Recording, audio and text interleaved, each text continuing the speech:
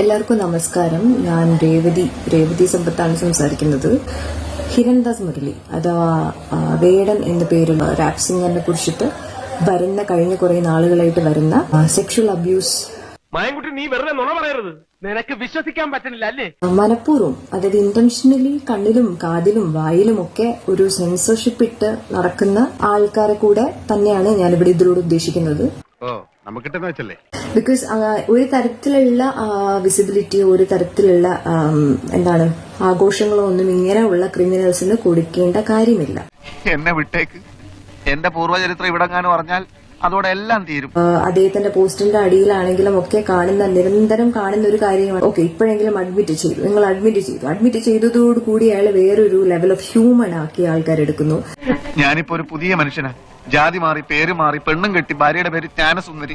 വളരെ മോശപ്പെട്ട ഒരു കാര്യമാണ്. ഹി ഈസ് എ ക്രിമിനൽ അല്ലെ? അയാൾ ഒരു സെക്ഷൽ അബ്യൂസ് ചെയ്തിട്ടുള്ള അയാൾ ഒരു ക്രിമിനൽ, സെക്ഷൽ ക്രിമിനൽ ആണ് അയാൾ. അയ്യോ, അത് ഇപ്പൊ കിടയാത് 3 വർഷത്തേക്ക് മുന്നേ ഇപ്പൊ കംപ്ലീറ്റ് നിർത്തിയാച്ച്. ഇപ്പൊ നല്ലവൻ താൻ നല്ലവൻ. Criminal is a criminal. ക്രിമിനലിനെ ഏത് രീതിയിൽ നിങ്ങൾ ഘോഷിച്ചാലും ശരി, ഈ നിങ്ങൾ എന്ന് പറയുന്നത് ആരെയാണെന്നുള്ളത് ഈ വീഡിയോ കാണുന്നവർക്ക് മനസ്സിലായിക്കോളെന്ന് വിശ്വസിക്കുന്നു. ആ സ്ത്രീകൾ അനുഭവിച്ച പെയിനിനെ, ഇതിനെയൊക്കെ നിങ്ങൾ ഇപ്പോഴും കൈയടിച്ച് പ്രോത്സാഹിപ്പിക്കുന്നതിന് തുല്യമാണ് അയാളുടെ അക്കൌണ്ടിലെ പോസ്റ്റുകളുടെ താഴെ പോയിട്ട് വളരെ നന്നായി, സ്വന്തമായി അഡ്മിറ്റ് ചെയ്തു, സ്വന്തമായി തിരിച്ചറിഞ്ഞു എന്നൊക്കെ പറയുന്നത്. നന്നാവാൻ വേണ്ടി ഒരുത്തിന് ഉപദേശിച്ചുകൊണ്ട് മാത്രം കാര്യമില്ല, അതിനുള്ള മാർഗവും കൂടി നമ്മൾ കാണിച്ചു കൊടുക്കണം. ഇവനെ കണ്ടാലറിയാം ഇവൻ നന്നാവുമെന്ന്. മോനെ, നീ നന്നാവണോട്ടാ.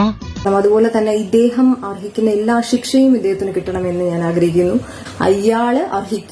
അയാള് ശിക്ഷ അർഹിക്കുന്നു. കൃത്യമായി നിയമത്തിന്റെ ഫ്രണ്ടിൽ അയാൾ വരാനും എല്ലാ വിധത്തിലും അയാൾ ശിക്ഷ അർഹിക്കുന്നു എന്നുള്ളത് മാത്രമാണ് ഇവിടെ ഉള്ളത്. ഞാനൊരു മാന്യനാണെന്ന് പറയാൻ ശ്രമിക്കുകയല്ല. തെറ്റുകൾ ചെയ്തു പോയിട്ടുണ്ട്. പക്ഷെ ഇനി ഒരിക്കലും ഞാൻ പഴയ ആളാവില്ല. അപ്പോൾ ഇത് നിയമപാലകർ അല്ലെങ്കിൽ നിയമസംരക്ഷകർ ഇതിനെതിരെ കാര്യങ്ങൾ ചെയ്യുമെന്ന് തന്നെയാണ് ഞാൻ. ഒപ്പം തന്നെ ആ സ്ത്രീകളോട് എന്റെ സ്നേഹവും ഐക്യദാർഢ്യവും ഞാൻ ഇതിലൂടെ പ്രഖ്യാപിക്കുന്നു.